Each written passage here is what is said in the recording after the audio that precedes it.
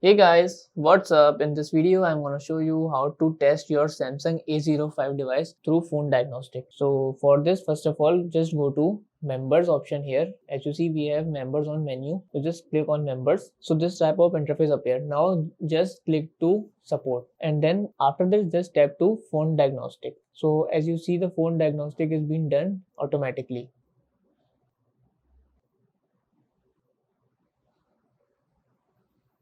So this is how we can check or test the sensors of mobile phone.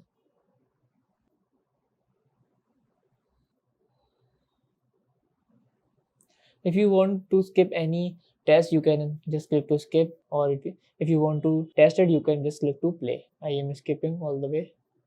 Skip.